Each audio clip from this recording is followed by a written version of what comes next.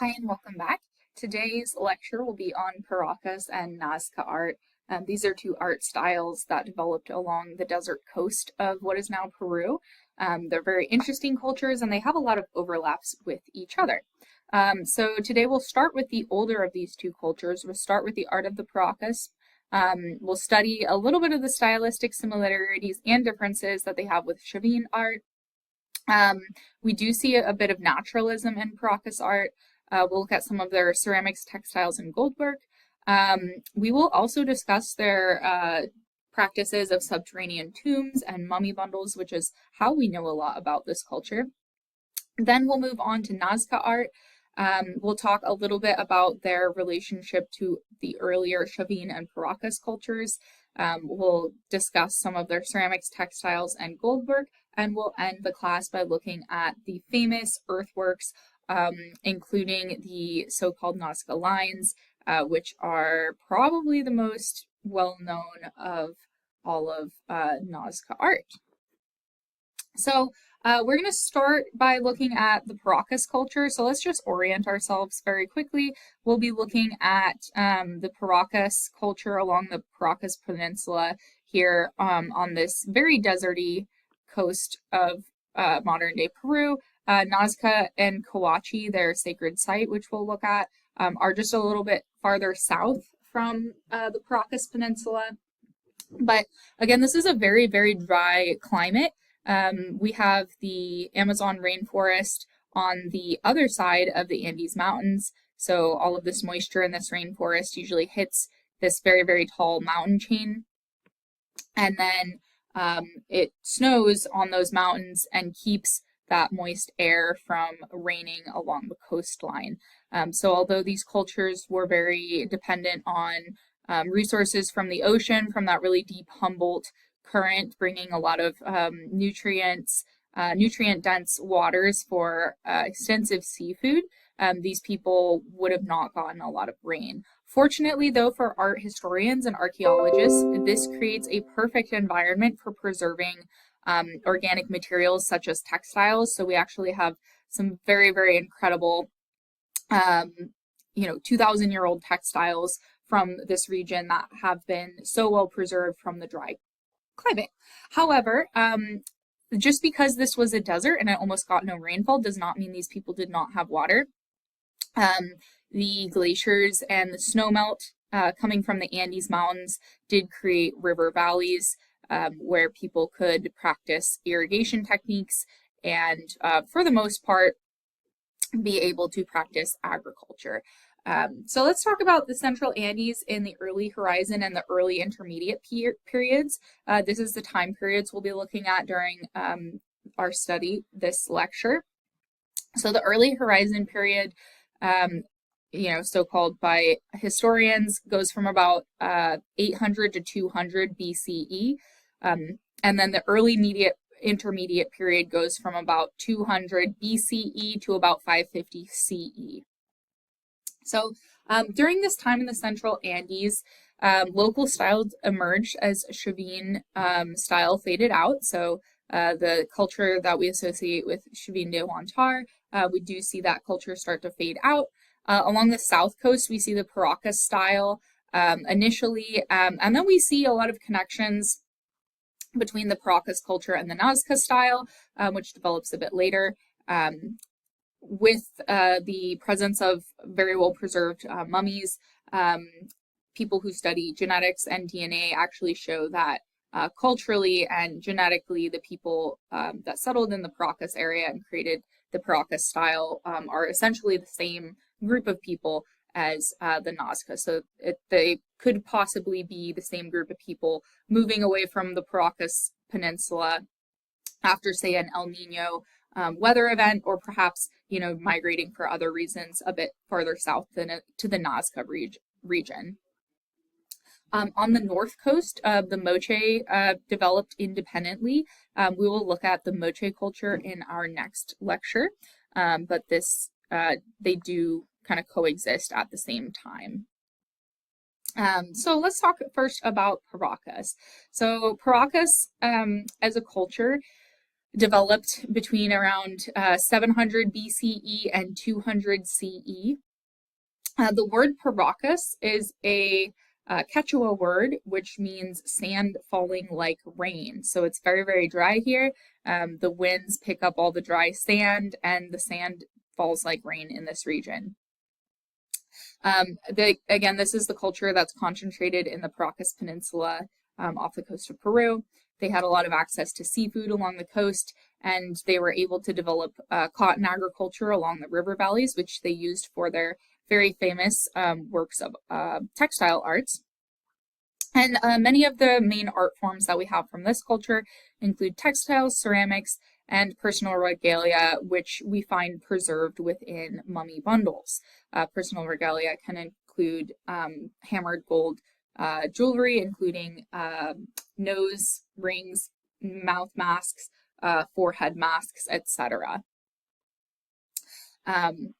So yeah, a lot of what we know about this culture and their art includes their visual arts, which include a lot of contrast in colors. They were masters of creating natural dyes for their textiles, and we know that textiles were very, very important to these people because they buried their dead in really excessive amounts of cloth in some cases. So these small villages depended on farming and fishing, and farming created one of the most extraordinary cultures and art traditions in the ancient Americas. So the bounty of food that they got from the Pacific Ocean and the cotton they grew in those coastal river valleys gave these people of the Paracas Peninsula the means to support this really rich culture. It also enabled them to create trade relationships with other early horizon highland cultures, including Chavin. As a result of that, we do see a bit of influence from the art and ideas of Chavin, which is farther north. But we do see a lot of independent beliefs and ideas present in the Paracas art. Unlike other coastal and highland Andean communities, the people of the Paracas did not really create a lot of monumental architecture. However, they did expend a considerable amount of time and resources towards things like textiles, ceramics, and personal regalia.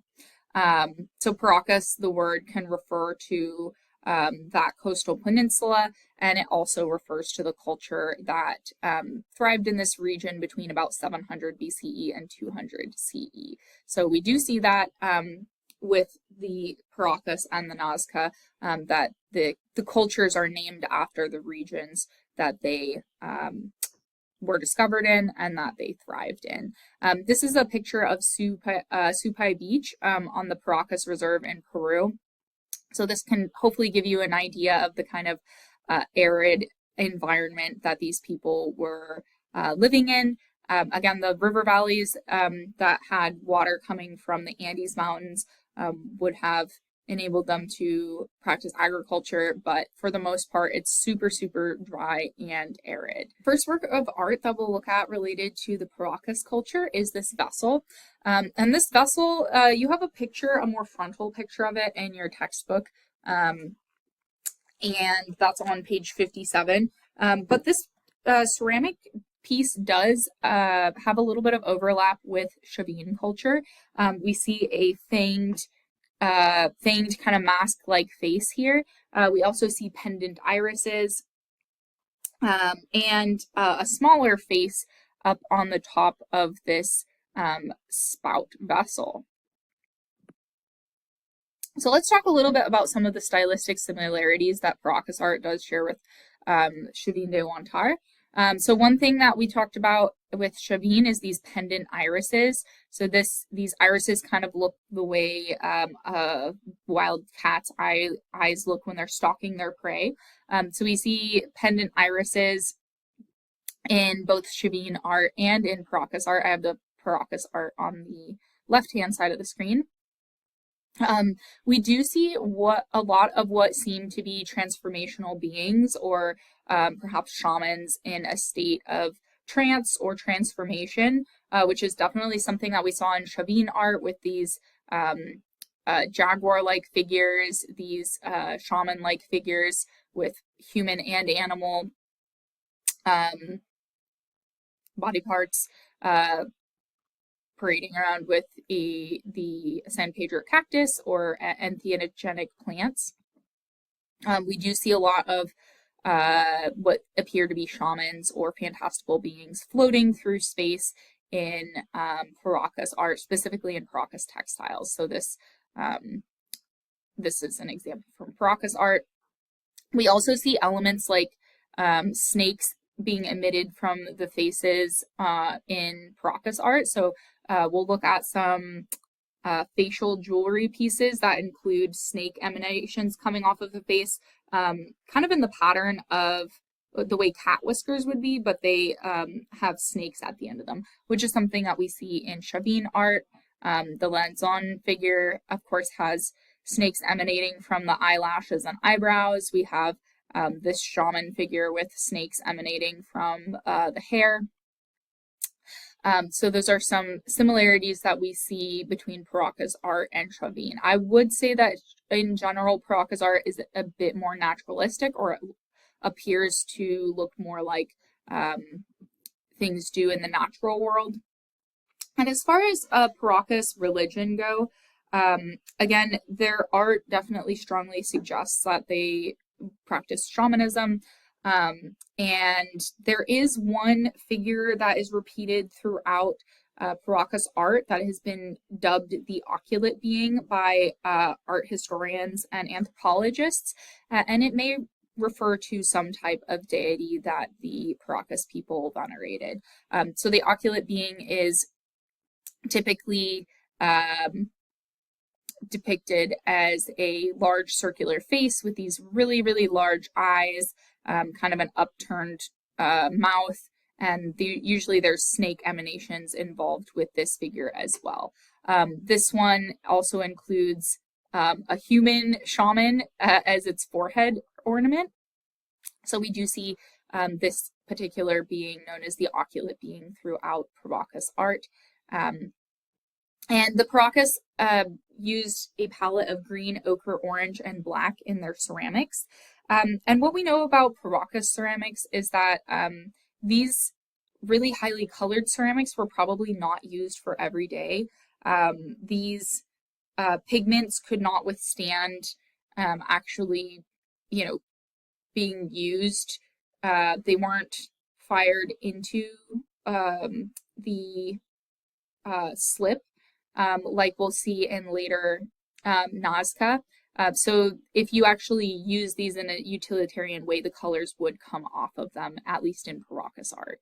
So they would make these resins with the resin of the acacia bush, and then they would mix that tree resin with the natural pigments and dyes to create the paint, and they would do this after the work was fired. So again, these works of ceramics that are very colorful were probably used for ceremonial purposes and not like everyday dishes. This one dates from about 300 to 100 BCE.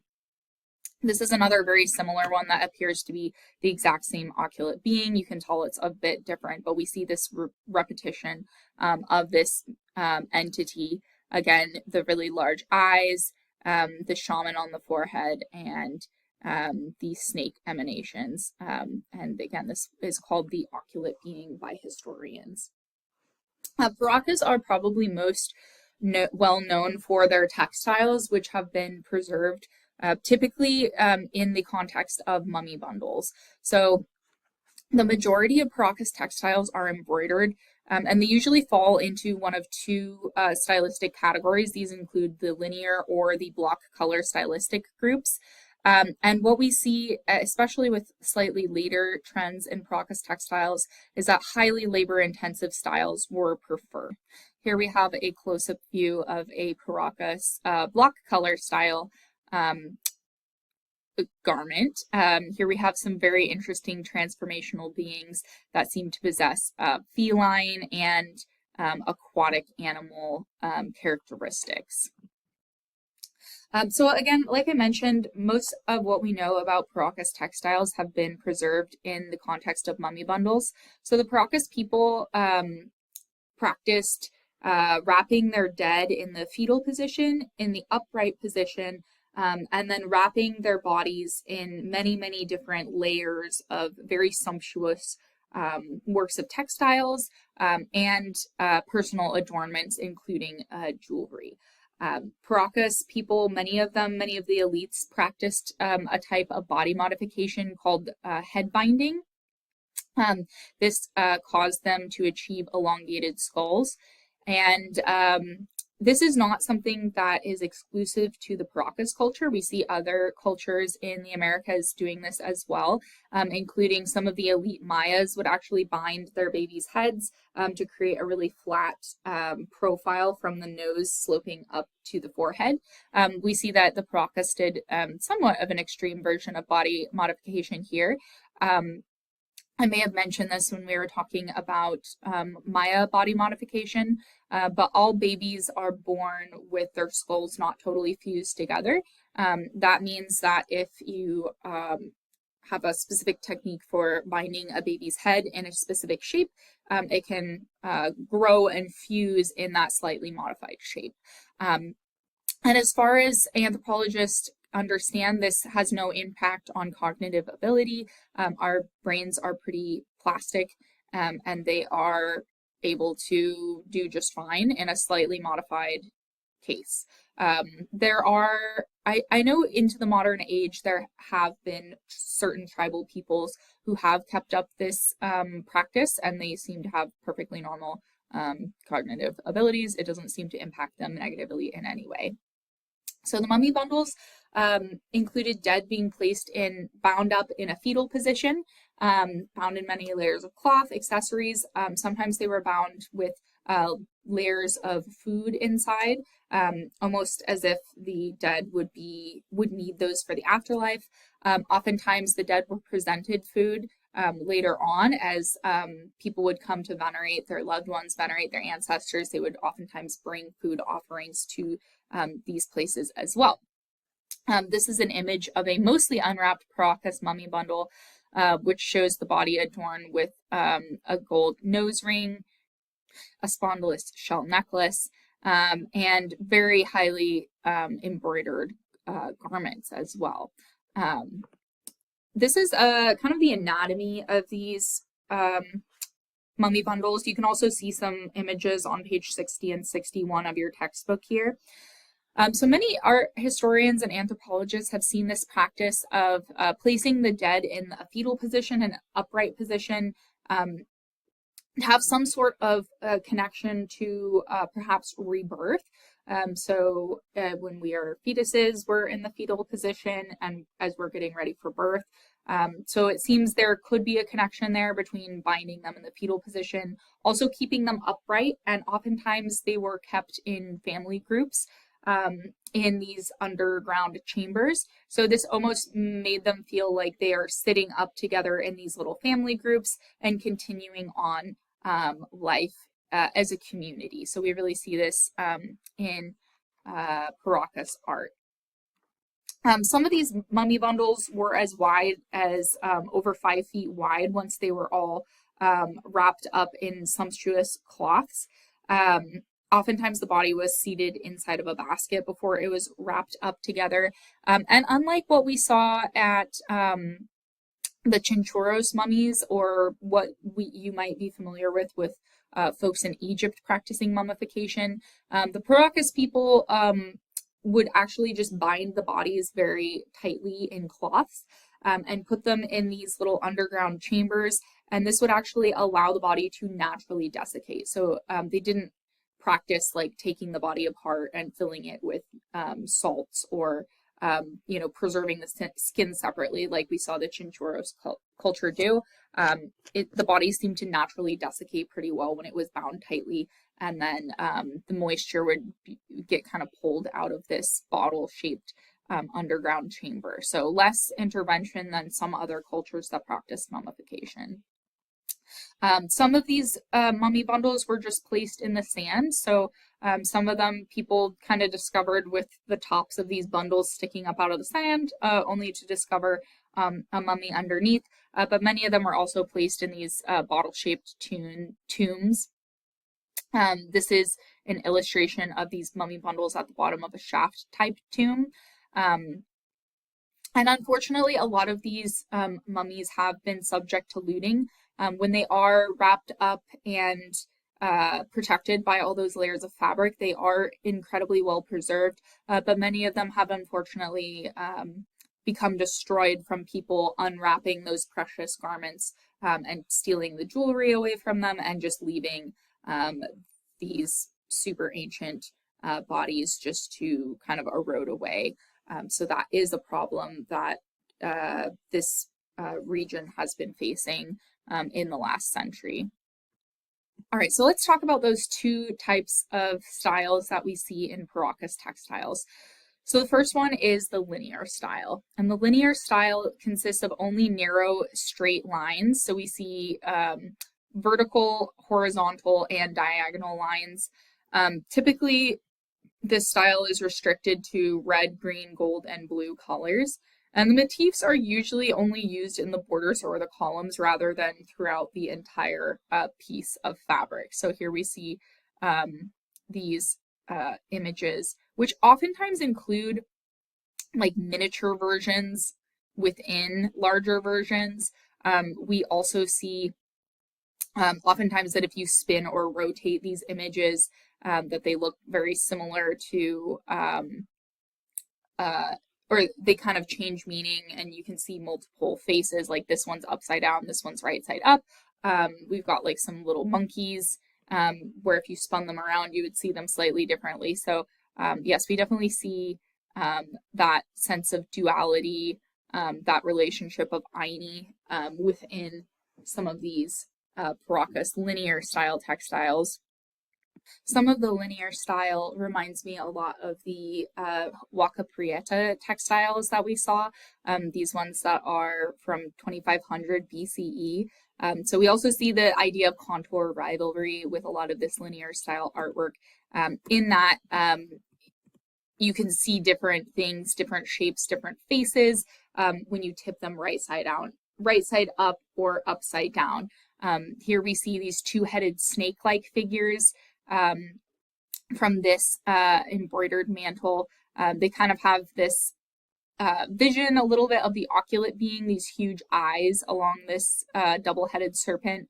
Again, we have that idea of Aini, or two in relationship becoming one. And we do have that idea of contour rivalry in a lot of this linear designs as well.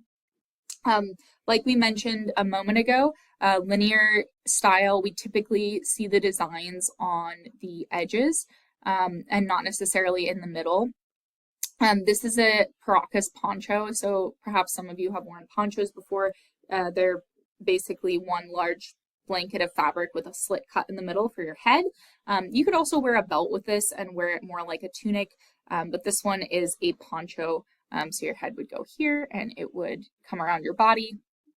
This one includes double-headed birds. So again, that concept of Aini seems to be really, really strong with a lot of these linear styles. This one has that classic color palette that we were mentioning with the reds and the yellows and the greens. Here's a slightly closer view. So if you, to a Western viewer, this might almost look like an owl. That oculate being, these almost look like two eyes staring out at us. But if we look out a little bit more, they look like a double-headed bird with their beaks pointed outwards. When you look really closely at the middle of it, you see that design flipped upside down and made smaller. So you have this idea of kind of infinite designs going inside, which again kind of reveals that Andean idea of uku, or what is inside that is revealed or important. Here's another detail of a linear style. This one is a stem stitch embroidery. Again, we have these kind of oculate faces looking out. We have the idea of duality and contour rivalry. We have the two of them kind of creating one design.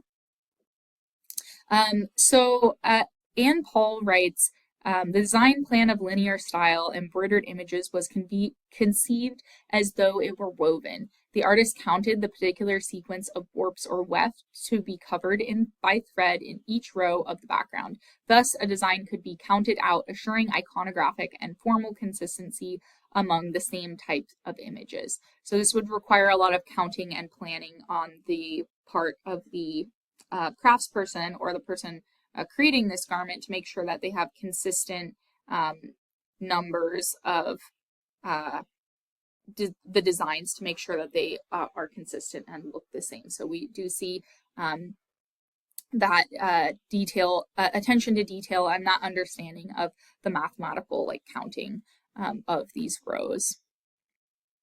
And this one is from the Museum of Fine Arts in Boston. All right, the next main style that we see in Paracas is the block color style. So the linear is the slightly older of the two styles. The block color style is established a bit later in history. However, we do see a bit of an overlap with these two styles, so they do coexist. We do see mummy bundles that are covered in both linear style and in block color style fabrics. So let's talk about the block color style. The block color style has an emphasis on creative modification and variety. It had a broader color palette of 19 different colors, which, by the way, these are like over 2,000-year-old textiles, and the colors are still so vibrant. It is absolutely crazy. I think we all just need to take a moment to recognize how incredible it is that these people were able to create these natural dyes in 19 different colors and have them still be bright and just absolutely beautiful 2,000 years later is pretty mind-blowing. So keep that in mind as we're looking at all of this, kind of just how incredible what we are looking at is. So here we see complex patterns of repetition. We typically see color contrasting figures against a continuous ground cloth, or the background is usually one color. For example, this mantle, we kind of have a dark navy background and then color contrasting figures on top of it. Here we seem to have a diversity of figures, including animals and flying shamans. So this particular mantelpiece features all of these different little shamanic beings. They seem to be people wearing masks and forehead jewelry. They seem to be carrying snake-like objects. We see trophy heads inside of their cloaks here, and they seem to be opening their cloaks out as if they are bird wings. Something interesting we see is the emanation of snakes coming out to create the tail of this bird, and the person's feet seem to be transforming into some type of bird-like talons. And again, when we see these little, do you see these little faces inside of the cloaks? These are thought to be trophy heads. Collecting of trophy heads is something that we see in Paracas culture, and we'll also see it in the Nasca culture as well. So these trophy heads, it's unclear. There is a bit of debate whether or not the trophy heads were taken in battle and kept as like trophies of your conquest in battle, or whether they were perhaps like ancestral heads that they were keeping for ceremonial purposes. But there are actual examples that we have of preserved decapitated heads, and I don't think I wanted to scare everybody in this lecture, so if you really want to see them, there are pictures of them on the internet, but I did not put any actual pictures of these trophy heads. What we do find is that many of these trophy heads actually had perforations in the skull so that they could be worn and carried around and transported. So we do know that trophy heads were a real thing, but it's a bit unclear how they were obtained, or whether the ways that the Paracas people use them is the same as the way the Nasca people use them. But that is what these are. These are trophy heads. All right. Here are some other examples from the color block style where we have these fantastical, floating, flying, transformational, supernatural beings in these highly contrasting colors, floating on typically a solid color background. So this one is a plain weave with stem stitch embroidery created on camelid fiber, which is pretty exciting. And then here is that whole mantle that we just saw a small piece of, where we have these transformational shamans. So we can see that the artists here are breaking free from that linear style. They are adding a lot more naturalism with this color block style. They are adding these little shamans, all seem to have slightly unique variations in them. But when you step back, they do tend to create this uniformal whole composition as we look at them. This is a detail of the edge of this mantle. So again, we see these flying beings.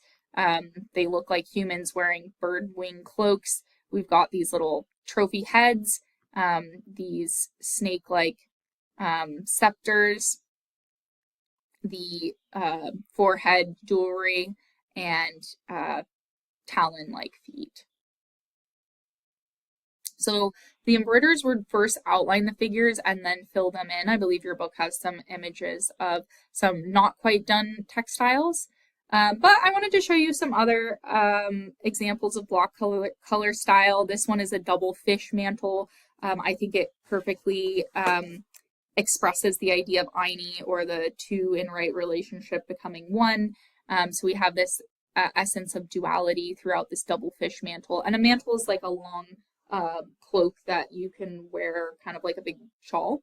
The Paracas coast, although it is a desert, does get very cold. So it was definitely beneficial for these people to have functional works of textile, but they also created incredible art out of these. This is how these Paracas textiles may have been worn initially. So elite Paracas men wore many layers and types of clothing, including turbans, shoulder mantles, short ponchos, and loincloths. I believe some of these shamans, we can see they're wearing loincloths and like a short tunic and these mantles that look like wings. This is what they may have looked like originally. It seems as though in some of the illustrations they're carrying staffs. These embroidered garments were also, again, wrapped around their mummy bundles at their death. This is an example from the early horizon or early intermediate period. We'll also look at some of this gold work, which includes these nose rings. I like how in this example we can see how this would have actually looked going through the septum and having these snake emanations coming out, kind of like whiskers. And we also have these forehead pieces of jewelry as well. I did want to mention very briefly and highlight something that's in your textbook about the size and scale of some of the garments that were buried with these mummy bundles. One measured almost 11 by 8 by 85 feet. So that is a ton of fabric. Definitely would be very hard for somebody to actually wear when they are living. Oftentimes as much as 75% of the surface of this cloth was covered in minute embroidery stitches, which if anybody here has ever done embroidery before, it is a very time-consuming activity. And according to Paul's estimate, bundles may have taken anywhere from 5,000 to as many as 29,000 hours to produce. So if you think about like a 40-hour work week as being normal for us, that is a lot of hours. And it seems as though whole families may have devoted their lives to making the splendid garments for the dead. So if we can kind of divide up currency and labor hours as a form of currency, these mummy bundles were absolutely lavished in hours upon hours of labor that went into growing cotton, processing the fibers into threads, harvesting these natural dyes and dyeing these threads. And that's even before you're getting into weaving and embroidering all of these cloths. So I know in our Western minds, oftentimes we don't always think of cloth as being like the supreme valuable good, but it really seems to have taken a high priority with the Paracas people. That it seemed to be their one of their main status symbols, symbols of wealth, and actual like material currency. This is a Paracas block color style mantle. This one has, again, flying shaman motifs, but these ones, the shaman seems to be kind of breaking their back almost in like wheel pose. And they seem to be in some sort of shamanic trance, floating. And what I love about this mantle is that the irregularity of the shapes really gives that almost chaotic sense of movement. And the line in this picture is just a line from the photograph. There wasn't actually a line in the middle of this one. This is just the color photograph that I found had this line in it. So this one, these shamans may be carrying either ceremonial knife blades, or your author, Rebecca Stone Miller, suggests that they might actually be holding onto mushrooms. But I've had my professor when I was in school thought that these were probably ceremonial knife blades and not mushrooms. So you could probably, there's probably a bit of room for interpretation here. But here we have the shamans gritting their teeth. They seem to have these wide open trance-like eyes. And again, this kind of wavy up and down really gives a sense of movement, irregularity, and the super, super bright colors just give it this punch of life. All right, next up, we're looking at the Nasca culture. The Nasca were a bit further south and a bit later in time than the Paracas culture, although there is a bit of a overlap with these cultures. Most of what we find from the Nasca dates between about 1 and 700 CE. So the Nasca people, the Nasca culture, the Nasca style are named after the Nasca River Valley. Here, again, this is still super arid, super dry. Coastal conditions, the Nasca settlements are a bit further inland compared to the Paracas, so they are more of an agricultural culture focused on these riverways where they could manipulate the rivers and create aqueducts to create a stable civilization. We do see a lot of stylistic overlap between the Paracas and the Nasca. We see very similar jewelry and goldwork. We see a lot of similar motifs, including flying shamans, flying transformational beings, disbodied, bodiless heads, trophy heads.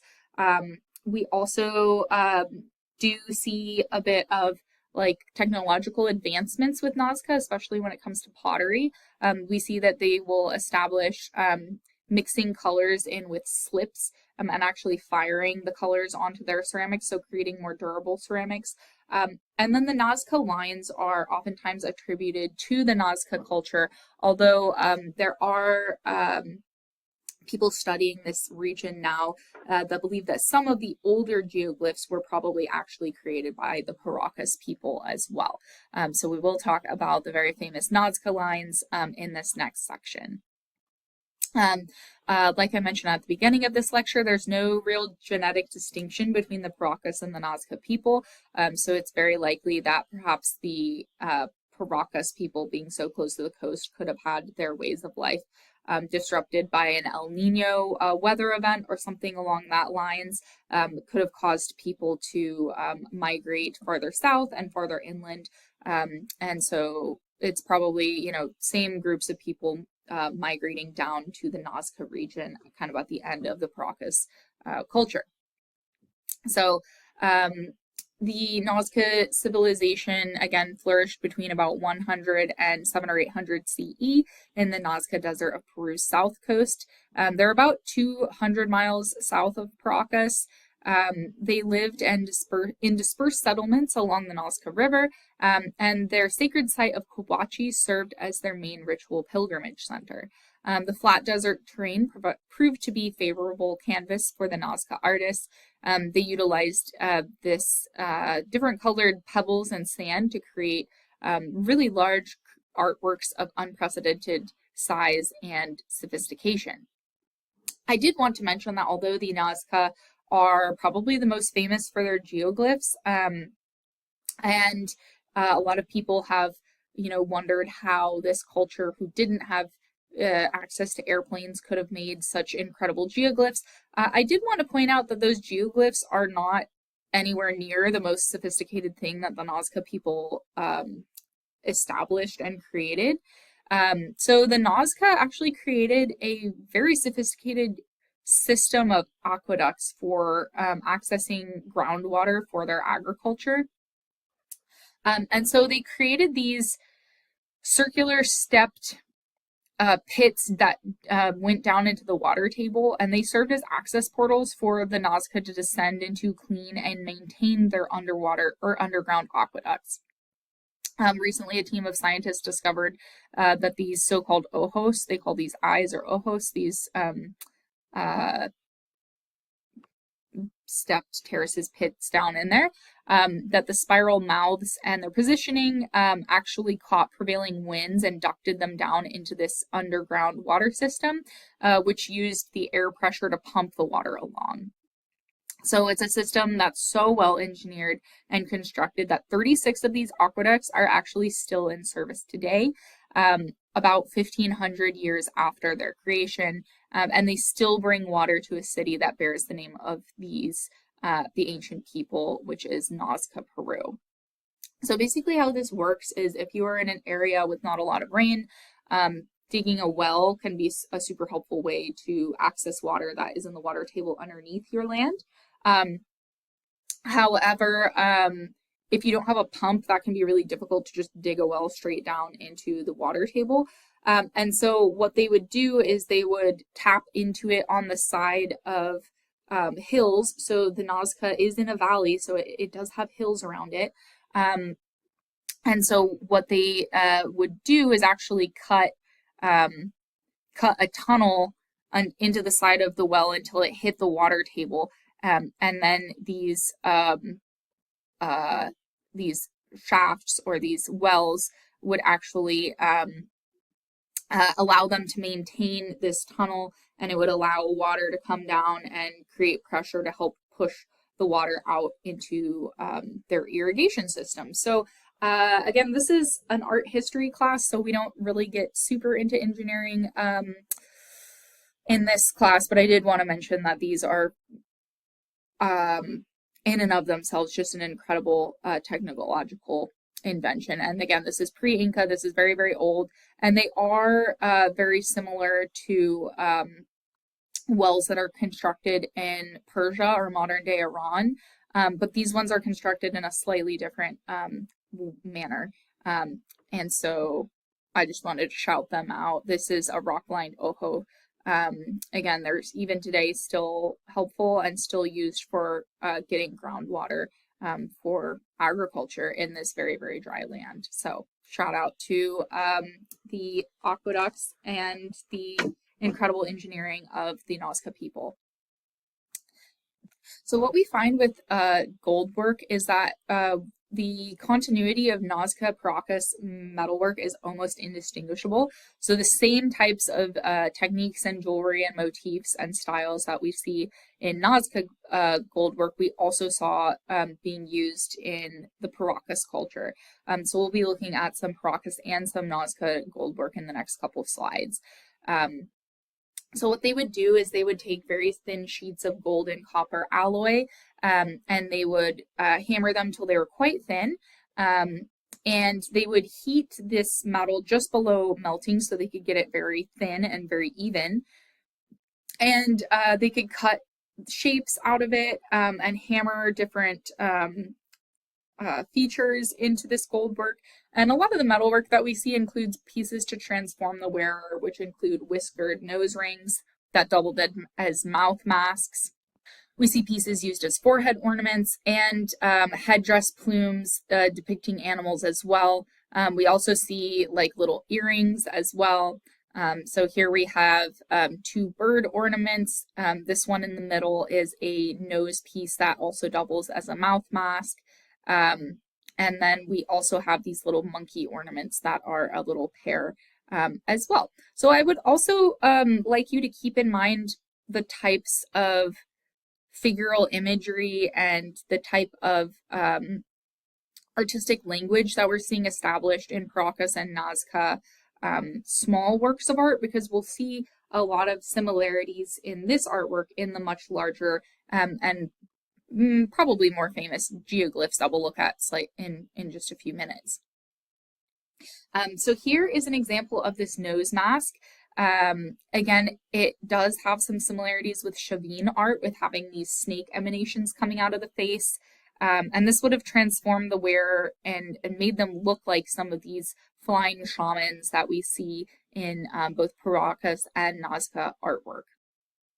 Here's one that's almost, actually I think this one is, it's almost identical. So we do see very similar works of art. This one seems to have a little smiley face on it, little snakes.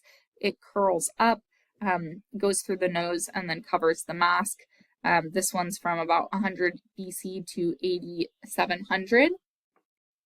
And again, a lot of what we are seeing in the jewelry would have transformed actual wearers into some of these flying shaman beings that we see in ceramic and textile arts. So let's talk a little bit about Nazca ceramics. So the ceramics of the Nazca were in many ways the high point of Central Indian creativity in clay.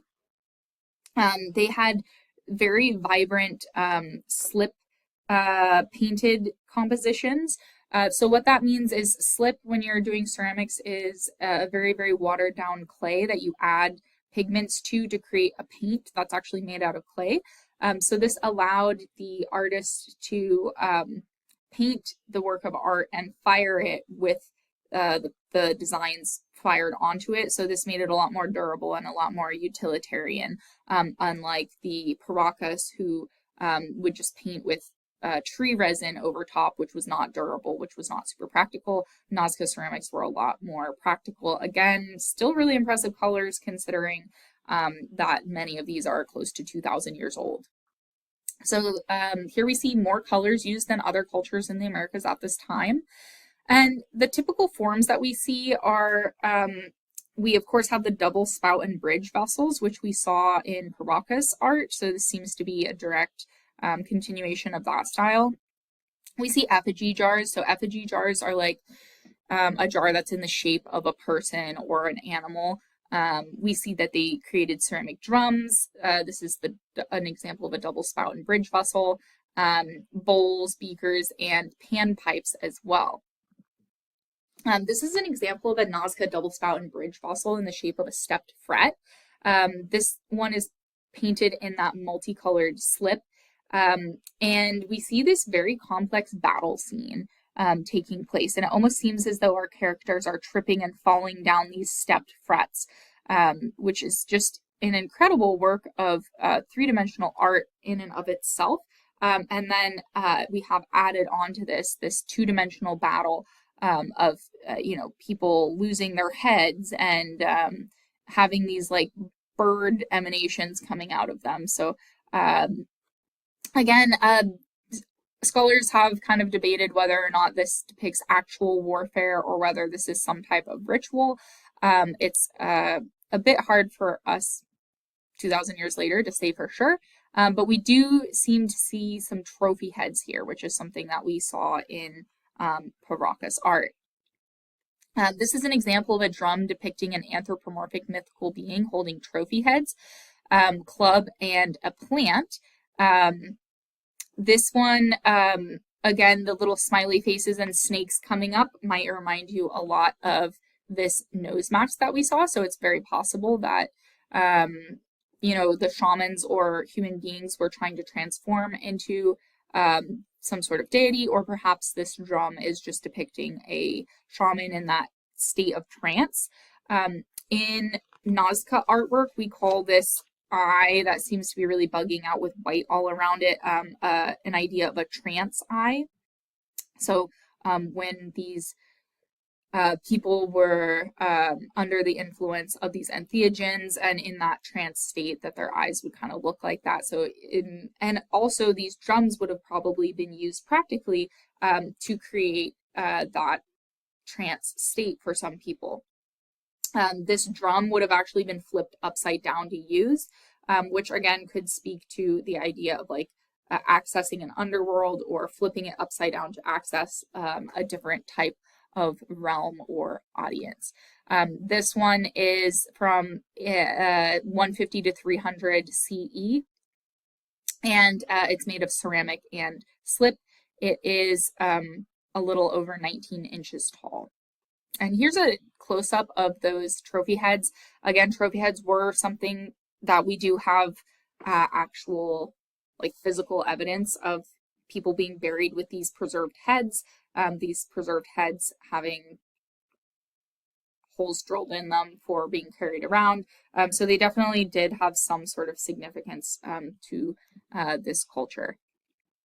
This is an example of a ceramic double spout and bridge vessel that seems to have more of a naturalistic element to it. This one is a tern. So what we see is that the Nasca artists are definitely aware of these different species of animals and some of their different features, but they do take artistic liberties in stylizing and slightly abstracting these to create just this really unique aesthetic approach. This chili pepper in this particular example is one of the earliest domesticated plants in the Andes, and we have evidence of its presence by about 4000 BCE. It was used as a seasoning and a preservative in Andean cuisine, and peppers are one of the most common images in ancient Nazca ceramics. We have Inca terns above them, which are seabirds that live along the Humboldt Current of the coast of Peru and Chile. Terns are some of the birds with the longest migration patterns in the world, which is also pretty cool. This one has a fish in its beak, which might be an anchovy. So again, these Nazca artists are taking inspiration from looking at nature, but they're also taking artistic liberties in expressing it. This Nazca vessel is created in the shape of an achira root. This one's from about 180 BCE to 500 CE, and we see this kind of pinwheel sculptural movement, which really emphasizes this black and white patterning. So we do see pure abstract patterning and Nazca art as well. Not all of it is all representational, and I think this one just does a really good job of capturing the essence of this root vegetable while also really focusing on this very strong dynamic visual contrasting pattern. The Nazca also used their skills in ceramics to create musical instruments, including panpipes. We already looked at a drum, but we do know that music was very important to these people. So unlike modern examples of panpipes, the musicians in the Nazca blew across the top of closed pipes, which means there's no holes at the bottom of these, to create these really breathy sounds that are associated with the Andes. If you go to Peru, there'll be a lot of people playing panpipes on like outside of stores, and it's this really creative, just beautiful sound that if you're unfamiliar with it, I would suggest going on YouTube or Spotify and listening to some Andean panpipe music. It's quite nice. We have a lot of flying shaman motifs in Nazca art, including Nazca ceramics. This one shows a Nazca flying shaman vessel. This one shows the mask head of a feline human figure. So this one kind of has these rounded ears of a pampas cat. We see these trance eyes, and then this nose and mouth mask that has a little faces along it as well. And this is a rollout of what this image looks like. We see that the main flying figure is holding onto trophy heads, and then it has this kind of disorienting looking body that has more trophy heads around it, and this kind of monster head at the tail of it. So again, we have kind of this transformational figure with contour rivalry. One way you look at it, it looks like something else. And it also has this sense of duality to it as well. This one's painted in multicolored slip. So we see a lot of varying in colors, but we also see that strong sense of bold outlining, which is very typical of Nazca art as well. This particular ceramic shows, again, what appeared to be a person, probably a shaman, in a state of trance. We can see that they're floating in this kind of abstracted background of black and white lines. This may suggest some of the geometric patterns that are associated with the visions people encounter in these types of um, altered states of consciousness. And what your book mentions about the eyeball, so we see this so-called trance eye. We almost see a trance eye in the belly button as well.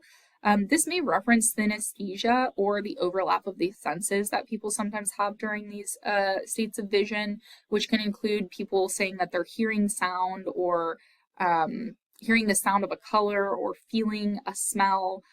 Things like that, where there's an overlap of the sensory interpretations of the person in the trance.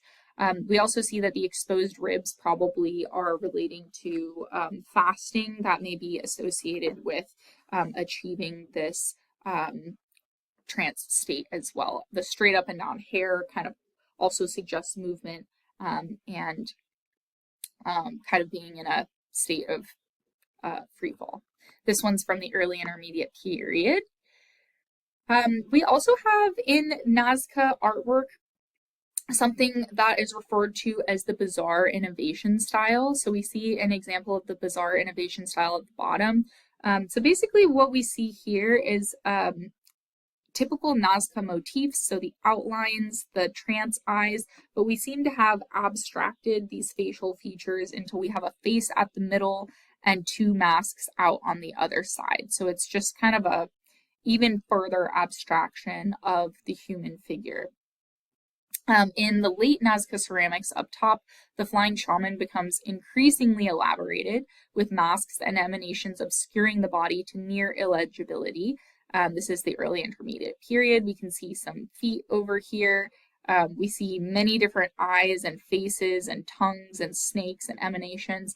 But when we see this in the continuum of Nazca art, we can see where they're coming from and where they're kind of elaborating and just getting more and more abstract and kind of fanciful with their depictions, which can be a bit overwhelming. This is a detail of a painted Nazca Harvest Festival textile. Here we see figures displaying agricultural products. And it seems as though in this really dry climate with concerns about storms, flooding, El Nino events, and also drought, that concerns about survival and natural abundance were very paramount. So here we see people kind of flipping their heads back in some of these instances. We see a repetition of patterns, these kind of abstracted faces. This one is holding, again, what kind of looks like a mushroom or a ceremonial spade, and they're also carrying plants related to agriculture. I do want to talk about the Nazca city of Kawachi. A lot of research and work has been done recently on studying the adobe city of Kawachi from the early intermediate period. This is what it looks like today. It's had to be excavated quite a bit because the sand was covering it, but it's basically this adobe city that is full of kind of pyramidal structures made out of adobe. This is a spot in the southern Nazca Valley where the Nazca River flows underground for a short stretch. And so it seems the fact that the river goes underground in this stretch might have marked it as a waka or a sacred space. And it was at this place on the south bank that the ceremonial city of Kawachi was built. Here the water table would have survived most droughts, and it was probably considered to be sacred because it was still an area that you could access water during droughts. So the water was managed using those underground aqueducts and cisterns with those terraced entrances or ojos that we just looked at, and that would help ensure a constant supply of water for irrigation. But the sacred nature of this space is indicated by the high number of lines or geoglyphs in the surrounding desert outside of Kawachi. And here we see that the Nazca built really huge mounds on the top of a close grouping of about 40 of these little mounds or hills. The site was also linked to other important Nazca center of Ventia by a sacred road which crosses the San Jose Desert. And there's no archaeological evidence of a residential area at Kawachi. So we would expect to find a lot of like garbage, plain pottery, or things that suggest that people are living here every day. And so archaeologists have interpreted that this was probably a ceremonial site where pilgrims would probably just stay in tents for a brief visit. And there are some buildings that were probably used for storage or workshops that were connected to the religious activities of the site. So we also have the presence of large plazas here, which suggests very large gatherings of people for ceremonies, events, festivals, harvest celebrations, etc. The largest of these spaces is a 47 by 75 meter space. And they also have holes and the remains of wooden posts, which suggests that there were big canopies that would be placed over these. The entire sacred area is closed off by a wall. And Kawachi also is the site of pilgrimage, worship, and burial. And eventually it covered 150 hectares. There's a lot of information about it on, oh gosh, what's it called? World History Encyclopedia. They have a lot of great educational resources. Anyhow, this is an image of one of these reconstructed adobe mounds. And so Kawachi is, again, most likely a ceremonial city where people from all of the surrounding villages would come and participate in group rituals.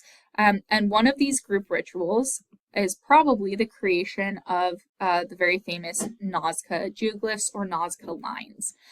Most of the Nazca lines were constructed more than 2,000 years ago by the people of the Nazca culture, although some actually predate Nazca culture and are probably the work of the earlier Paracas culture.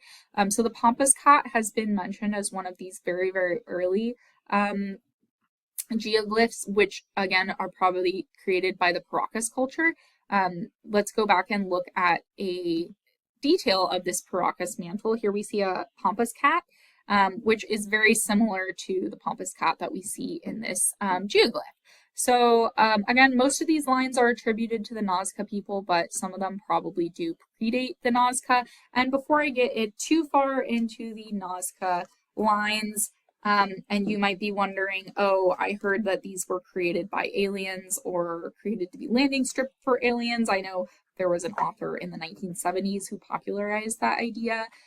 Maybe you've been watching questionable sources on the internet about this. I'm just going to leave this here. If you have any questions for me about aliens, just refer back to this slide. You can take a screenshot of it if you want to.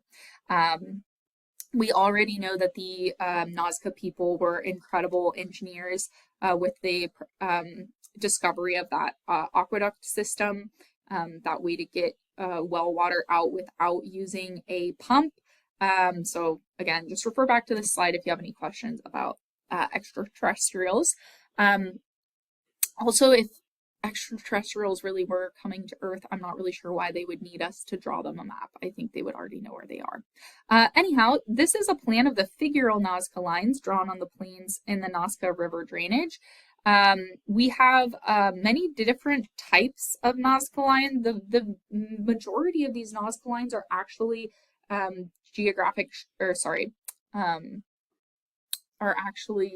geometric shapes and lines.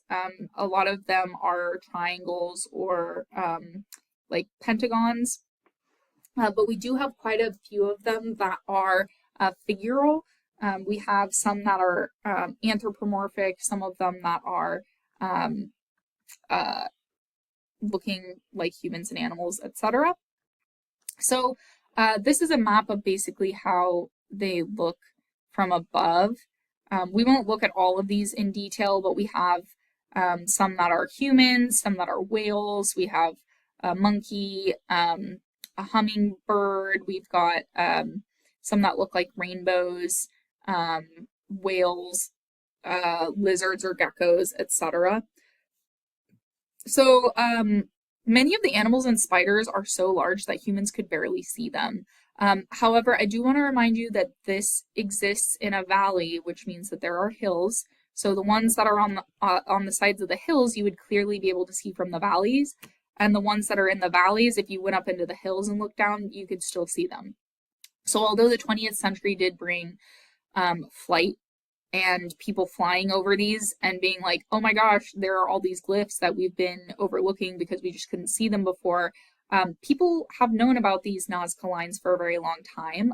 Early Spanish explorers wrote about them and called them roads. So the Spanish were aware of them at their arrival, but they definitely regained a lot more of global notoriety after the invention of airplanes and the commercialization of flights in the 20th century. So yes, they have been quote unquote rediscovered, but people have always known that these lines are here, especially the local people. They know their ancestors created them.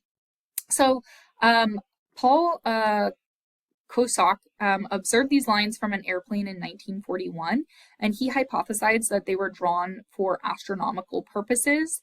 Maria Reiche is a German translator. She spent years studying the site and lobbying for its preservation, which is awesome. She came to the conclusion that this was a huge astronomical calendar, and that some of the animal sketches were modeled after groups of stars in the night sky. In 1967, though, the American astrophysicist Gerald Hawkins studied more clearly and couldn't really find a lot of correlation between the changes in the celestial bodies and the design of the Nazca lines.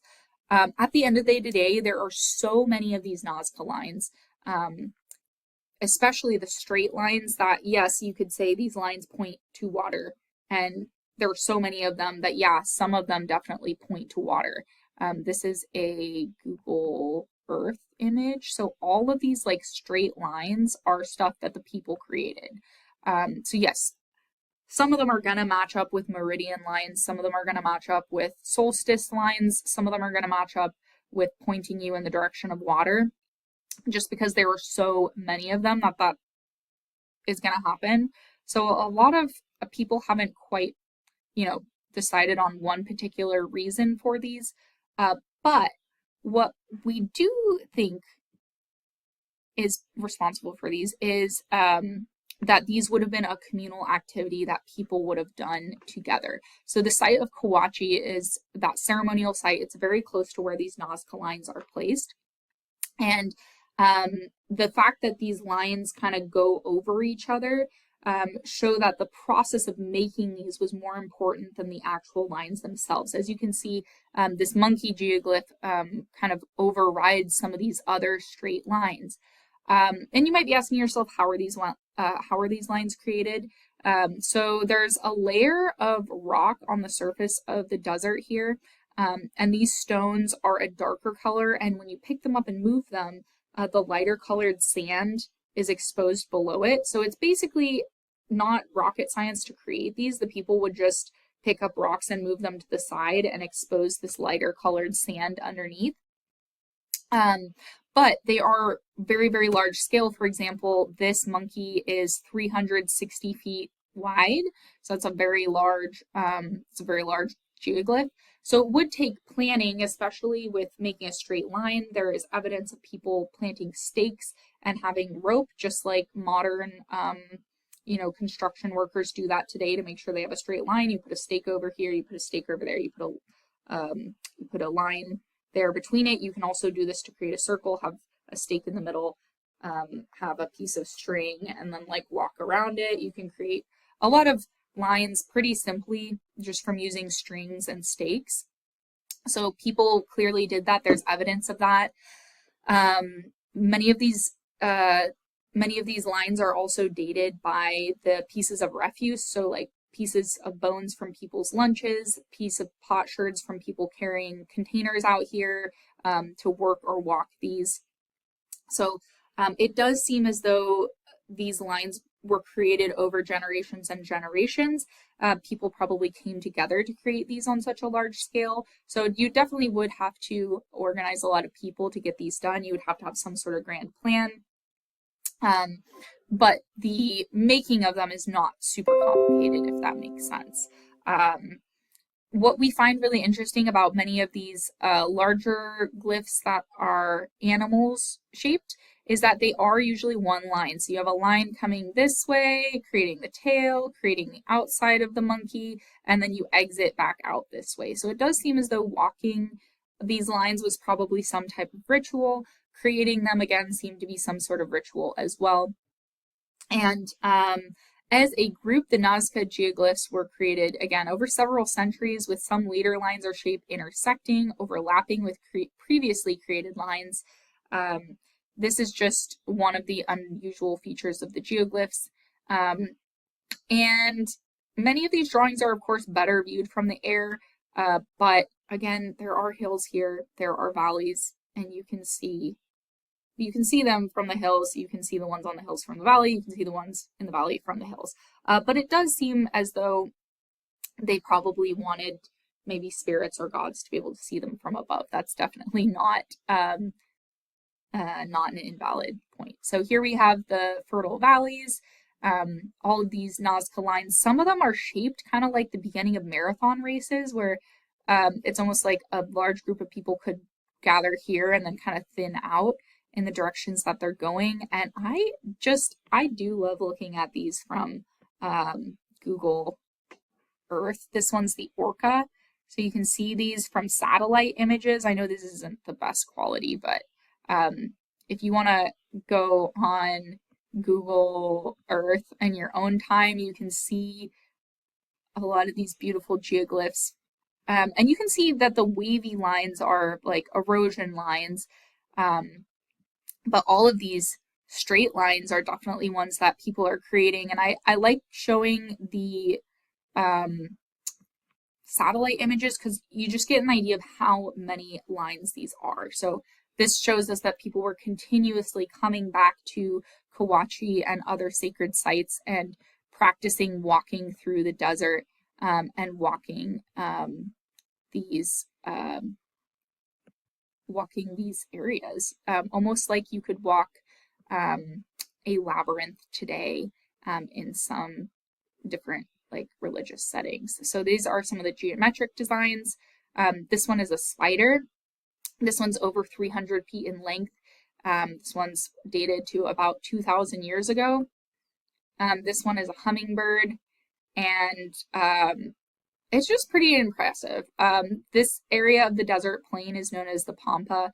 It covers approximately 200 square miles near the foothills of the Andes, and the figural ones are considered to be some of the oldest, and of course some of the most appreciated ones today. And each of these ones appears to be one continuous line, which is pretty interesting. And I've included a link to this on Canvas. This is just like a 3 or 4 minute video that Nat Geo put on where they're showing some of the geoglyphs that are more recently discovered. So the more people are taking satellite images, using AI to pick up on patterns and look at some of these older ones that have kind of faded a little bit, it's just pretty impressive. And again, if you're wondering like who created these lines, we definitely see a connection stylistically between the types of art that we see in the geoglyphs and the type of art that we see in the ceramic painting and in the cloth created by these people. So it's definitely the same people creating these pots as creating these lines. Definitely not, they didn't need any extraterrestrial intervention to create these incredible lines. And I think we should just appreciate and celebrate these very ancient indigenous American cultures. And next week we will look at the moche. So I hope you enjoyed today's topic.